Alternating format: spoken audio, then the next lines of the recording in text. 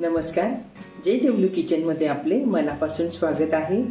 आज आपण आषाढी एकादशीच्या उपवासाची तयारी कशी करून ठेवायची ते बघणार आहोत।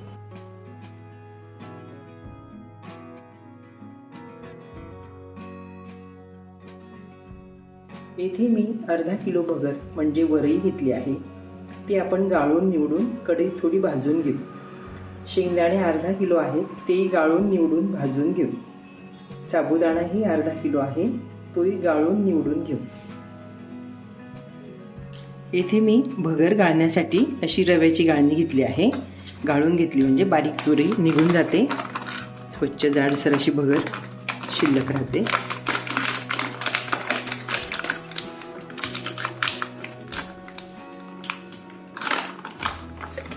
छान मस्त भगर आहे, छान स्वच्छ दिसते। आपण आता गाळून घेऊ।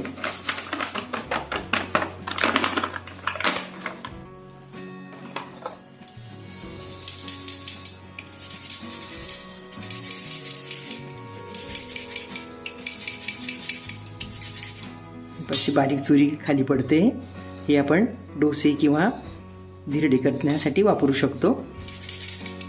जाडसर भगर अशी छान चाळणीत राहते, स्वच्छ पांढरी शुभ्र ही भगर अशी। अशा प्रकारे मी भगर गाळून घेतली आहे। आता आपण दुसऱ्या परातीत टाकून निवडून घेऊ। कधी कधी डाळीचे किंवा तांदळाचे पण दाणे असतात, ते बघून घ्यायचे। भगर आपण अशा पद्धतीने अशी निवडून घेऊ। काही खडे वगैरे असतील किंवा नागलीचेही दाणे असतात कधी कधी, ते बघून घ्यायचे। अशी तयारी करून ठेवली आपण आधीच, तर आपल्या त्या दिवशी बराच वेळ वाचतो। छान पॅकेटची भगर आहे ना, स्वच्छ आहे अगदी। भगर म्हणजे वरई निवडून झाली आहे, ते आपण आता एका भांड्यात काढून घेऊ।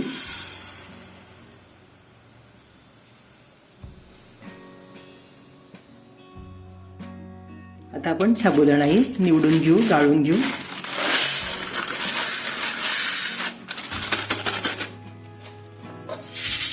साबुदाणा गाळण्यासाठी मी इथे तांदळाची चाळणी घेतली आहे। साबुदाण्यात असलेली चुरी चाळणीतून पडून जाते, स्वच्छ जाडसर असा साबुदाणा चाळणीत शिल्लक राहतो।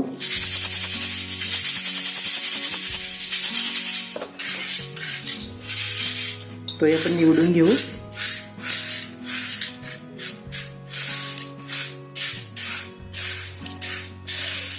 स्वच्छ साबुदाणा मस्त आपण आता भांड्यात काढून घेऊ।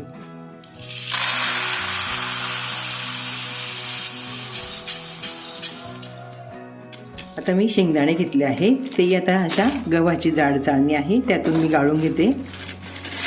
बऱ्याच वेळेस किडे पण असतात, आता पावसाळ्याचे आपण गाळून घेतलेले बरे।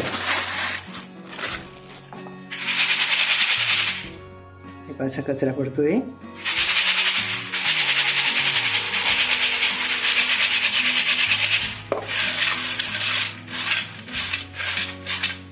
शेंगदाणे पण बघून घ्यायचे, हिरवे वगैरे असतात ते काढून घ्यायचे।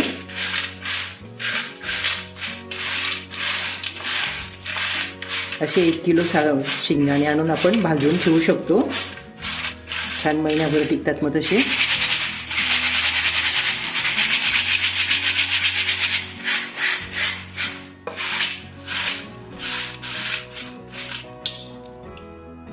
असे काळे असतील ते काढून घ्यायचे। शेंगदाणे पण स्वच्छ झाले आहे। मी गॅसवर कढई तापत ठेवली आहे, त्यात आता आपण गाळून निवडून घेतलेली भगर टाकतो आहे। भगर अशी भाजून ठेवली ना, तर अजिबात वर्षभर कीड लागत नाही, छान स्वच्छच राहते मस्त। अशी कमी गॅसवर आपण 5 ते 10 मिनिटांशी भाजून घेऊ। भगर भाजून झाली आहे, थोडा पांढरा रंग दिसतोय, तर मी गॅस बंद करून ताटात काढून घेते।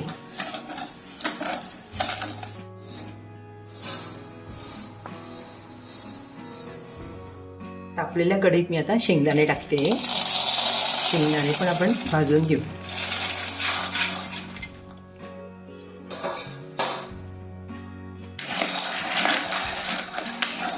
शेंगदाणे पण छान खरपूस भाजून झाले आहेत, असं साल निघतंय छान।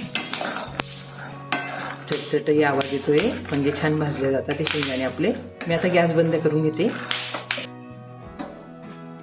भाजलेले शेंगदाणे मी आता परातीत टिश्यू पेपर टाकून त्याच्यात काढून घेते आहे. गार झाले की आपण डब्यात भरून ठेवू शकतो. 25 जुलैला आषाढी एकादशी येते. त्या दिवसापासून चातुर्मास पण सुरू होतो. त्यावेळी आपले बऱ्याच जणांचे उपवास असतात. त्यावेळी आपण अशी तयारी करून ठेवू शकतो. राजगिऱ्याचे लाडू, चिक्की आणून ठेवू शकतो. आमटीसाठी आमसूल लागतो आणि गुळही लागतो, तेही आणून ठेवायचं. खजूर, तेही पौष्टिक होतात खजूर खाणे. आपण गुळ शेंगदाणेही खाऊ शकतो किंवा दाणे गार झाल्यावर आपण दाण्याचं कूट करून लाडूही बनवू शकतो. साबुदाणाही भिजवून आपल्याला वापरता येतो. तर आपण सगळी तयारी अशी करून ठेवायची.